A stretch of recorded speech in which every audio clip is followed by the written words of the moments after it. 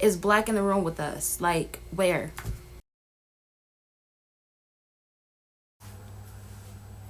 I'm back. I know it's been a while, but I'm back. People have been asking me, where's the videos? Where you been? Da, da, da, da. I've just been enjoying the mother life, really. So anyways, we're back. In today's video, we're going to be talking about this Tyla situation. And I know I'm late to the trend, but she's still doing stupid stuff, so why not just talk about it? I have my little notes right here. If I mess up at all at some point, I'm back. I'm new to this again, so welcome to my channel if you're new, and if you're not new, welcome back. It's AaliyahBLknwhite. Anyways, let's just get into this. About Tyla. During the MTV Awards in 2024, Tyla did an inspired look by the one and only Miss Aaliyah. Now, if you're gonna play with Aaliyah's looks, make sure you pop off. But she did a tribute to Aaliyah's look from Aaliyah's MTV VMAs 2000s look, when she had on the Roberto Cavalli dress, Bomb. Tyla also wore the same dress, just in the color blue.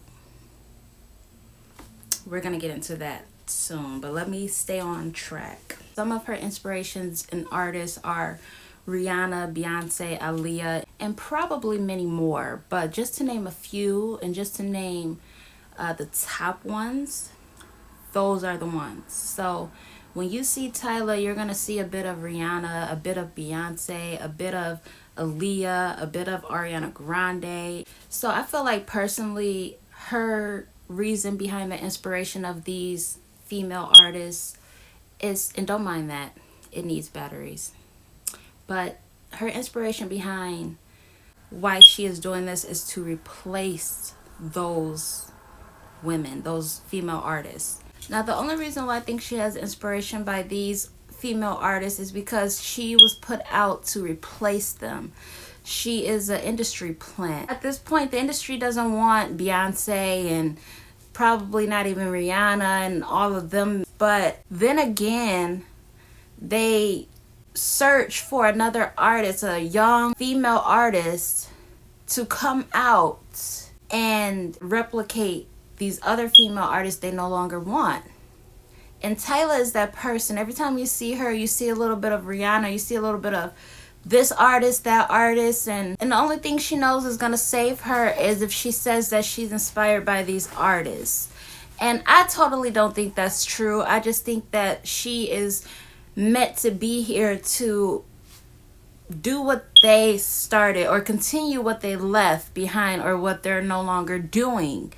And yes, I do think she's trying to replace people who are still alive, along with people who are not here anymore, like Aaliyah. She had me in the beginning when she first released one of her most popular songs, which was Water.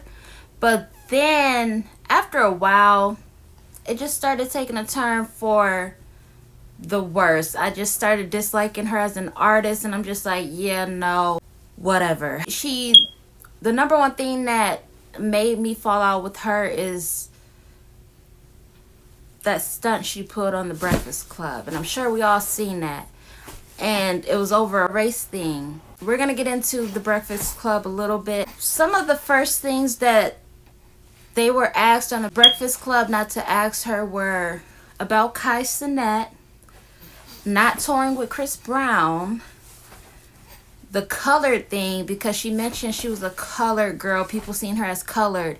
And here in the U.S., come on now. Another thing was her leg injury. And when I heard that she had a leg injury, I automatically knew that something was up because, in my opinion, this is what I feel happened. The leg injury thing, I feel like she only threw that out there because she didn't sell as many tickets as she wanted to. They postponed her performance or tour, whatever it was that they postponed, and they tried to say she hurt her leg. No, I sincerely believe she just didn't sell out as big as she thought she was. That's the reason I feel like they threw that whole, oh, her leg injury thing got in the way of it out there. And I've seen it before, I believe, in other celebrities where they'll say they're hurt and that they can no longer tour because of it. But I think it's always just a cover up. They were also told not to ask her who she was dating. And last but not least, the most important thing, of course, was they were asked not to compare her to other pop artists. And that's because she is mimicking these artists. She's trying to take their images and blend them all together. And when you look at Tyla, you can see everybody. You can see a little bit of Aaliyah, like I said. Especially Ariana Grande with the faces, the facial expressions, the body language with Rihanna and Beyonce. That was 6 things that her team asked Breakfast Club not to ask. This is already too much. You're not who you think you are. And a lot of people keep saying that she's exactly who she thinks she is, which she's not. She's a really silly and goofy girl. She's a copycat. And she's trying to be something she's not. She's not high maintenance. You just had one of the hottest songs out. You're Nobody. That's literally the only song I know by her. I don't feel like they did as good as Water. That was the only one. She just had too many requests on that show. She was just acting very high maintenance and I just didn't like it at all. Like, your attitude stinks to be where you are in your career. In the beginning when she came out, I already knew I wasn't gonna like her because, for one, the industry loves getting these mixed breeds, these light-skinned breeds or these white breeds to push the American. They colonize. She's the next hottest black artist out. When in reality, those girls don't even go by that. If you look at the artists today, majority of the artists are not even my complexion. Like, it's nothing wrong with that, but they're always going for people who look like Tyla. Like Tyla, Lotto, Coyle Ray. I love Coyle Ray though, but Zendaya. Like, even in the acting field, it's always, you know. And so from the beginning, I knew I wasn't gonna like this girl because I knew something was off. She was already acting like she was better than everybody. But she just started and was trying to act like she's Rihanna already. You can't call shots like that. You're still new. You still have to, you know what I'm saying, be that artist that's starting off. You're not Beyonce yet. You feel me? They've been in the game longer than she has, but she has an attitude. I just knew I wasn't gonna like her. No disrespect to Rihanna. It is what it is. You can take it how you want to take it, but I never really liked artists from islands because I don't see them as us. You know, I would really like to see somebody from the US, strictly from the US, you know, make it somewhere in the music industry. You know, you have all these talented artists and they want people who come from islands who don't mind us brown skinned women. But most times my feelings are never wrong, so I don't really care about her. Y'all can have her back. South Africans can have her back. Oh yeah, we was talking about the island people. I don't like island artists because they think they can come over here and think that they're better than us, and that's not the case at all. We didn't ask for you, we didn't want you, and we don't need you. You can go back to South Africa or wherever it is you came from. They try to come here pushing their culture on everybody, and I don't like that. Like, I never have. And it all started with Rihanna. Like I said, I just never seen her as one of us. She came here, and I heard she came here illegally and then eventually got her green card, something like that. And I didn't know that. That's new to me. But I never really seen her as one of us. I don't think that people like her do well representing us. It just would never work. But they think they can come over here and do what they want, say what they want, act how they want, and expect for everybody to kiss their butts because, I mean, that's one of the agendas, is pushing island girls to be the best. And so when all race dudes see them, they're just like, oh, she's pretty, she's all that. This is what's it today, right? No. So on a Breakfast Club, they were asking her, I guess basically, if she's South African, and She couldn't say whether or not she was South African or what her ethnicity was. She didn't even say anything when one of the Breakfast Club members asked her that. She looked at her team, and her team said that they were not going to answer that. School me on these debates that they be having about your identity as a South African colored person. Can we not? Either you're South African, what are you? And then she had the nerve to say, basically, she's colored, or people see her as colored, which basically where she is from means mixed or lighter skin. She's always talking about how she's South African, she comes from South Africa, South African culture, South African dances, South African music, but yes, she couldn't say whether or not she was South African or not. She just said color. When it comes down to it, it's just always some weird stuff, especially when it comes to who they really are.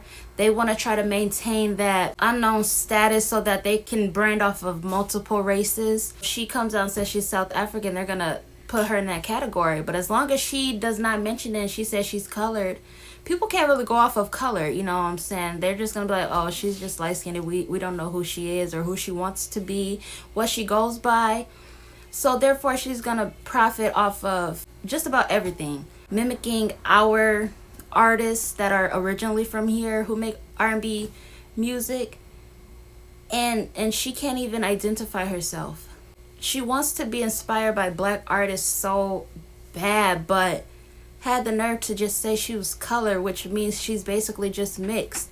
She didn't say whether she was South African, like I said, or, you know, whatever it is she's, you know, mixed with. I looked at both of her parents. I looked them up on TikTok, and where is black in the room with us? Like, where?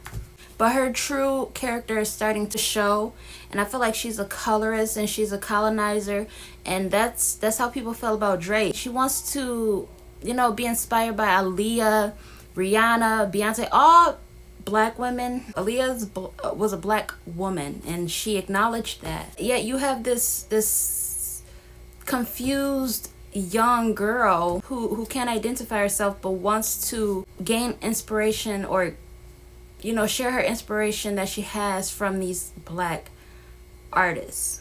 How does that work? She's goofy and really dingy, and she's average. That Aaliyah inspired dress was a miss. She showed up with some high heels with a strap all up her leg.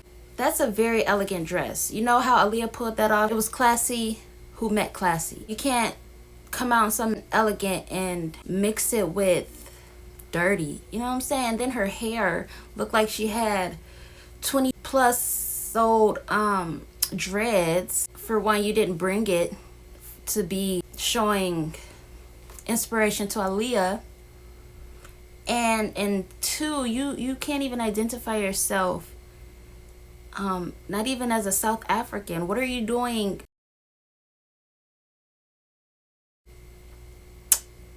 The dress is already too much. Keep it simple. The shoes did not match. The hair, no. The makeup, no. The undergarments, no.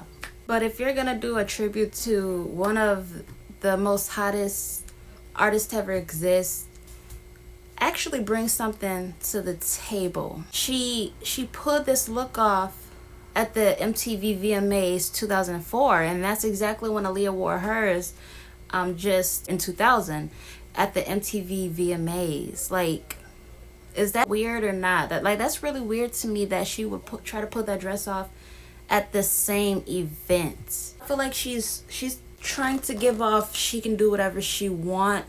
She can mimic whoever she wants when she wants. I just don't like that artist, and they're pushing so hard to make this girl something here. You could definitely tell they're pushing this girl hard so that she can become something and stay relevant, but it's just like, girl, you're falling off. Another thing, she needs to have a better attitude. Her attitude stinks. That's one way to get you booted out this industry. And like I said, she's too in the beginning of her career to be acting like this. She's a nobody still to me. Like, you're no better than the next artist that's been out way longer than you. It could be the art song. I don't know. I don't listen to that girl. In one of her songs, she was talking about how they ain't never had a pretty girl from Joe Berg. See me now, and that's what they prefer. That line just threw me off, because they don't sing something if they don't mean it. And like I said, she feels like she's better than everybody else. You can see it. It's not hard to get. Nobody asks for a girl from Joe Berg. We don't ask for those girls down there. We didn't even probably know Joe Berg existed until she came. And there's a lot of beautiful women from the U.S. Lots of beautiful women from the U.S. who are capable of succeeding if, you know, we just stop supporting the wrong women who are not for women at all. They're just for themselves. We never asked to have a girl from Joe Berg. To be honest, like, you can go back and nobody would miss you. We would forget about her so quick. We don't want one. We don't need one. We didn't ask for one, and we wouldn't miss one. The music industry has to do better and stop promoting these women that come from these islands, because they're making our music meaningless. Like, it's all about being self-centered, thinking they're better than everybody, high maintenance. And I just wanted to go back to where everybody could relate to that song, that artist that's actually from here. They killed off all the good ones, and now they're trying to replace them, or either bringing in these stuck-up artists who are not even black or identify as black. She doesn't even identify where she came from. Industry got to do better. The industry is not an industry anymore. And last but not least, before my phone dies, she is canceled for me. I also blocked her on all social media platforms. As a brown-skinned woman myself, I have to respect myself.